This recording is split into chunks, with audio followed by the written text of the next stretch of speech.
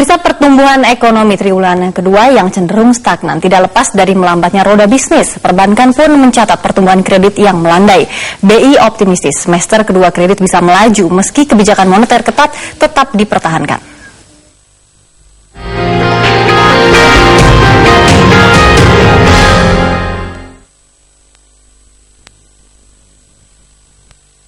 Perbankan menjadi salah satu sumber dana dari masyarakat, baik untuk mengembangkan bisnis ataupun untuk dibelanjakan.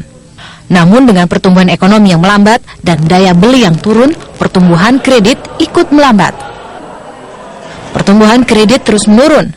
Per Mei lalu, pertumbuhan kredit secara tahunan hanya 10,42%, turun dari posisi awal tahun yang tumbuh 11,55%. Meski melambat, Bank Indonesia masih optimistis kredit bisa semakin kencang pada semester kedua nanti.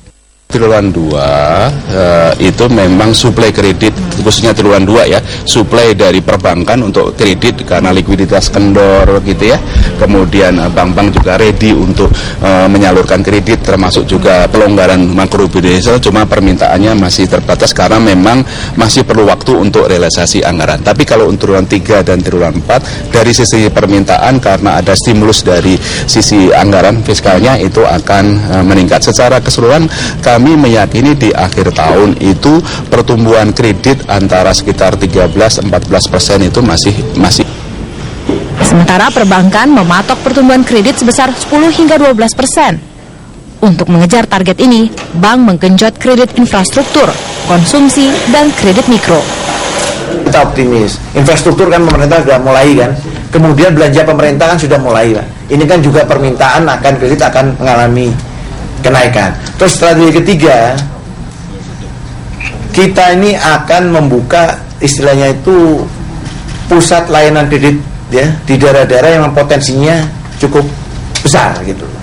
Kita berusaha untuk lebih mendekatkan lagi dengan calon-calon debitur. Namun sebagian bank masih enggan memangkas bunga kredit ketika suku bunga acuan ditahan di level 7,5% oleh Bank Indonesia. Suku bunga kredit mikro misalnya berada di kisaran 19%, tertinggi dibandingkan kredit lainnya. Lembaga penjamin simpanan memperkirakan BI rate masih akan ditahan pada semester kedua tahun ini, mengingat adanya tekanan yang persisten terhadap nilai tukar rupiah. Pelonggaran kebijakan dimungkinkan, namun menurut LPS tidak dilakukan dengan menurunkan suku bunga acuan. Tim Liputan Metro TV.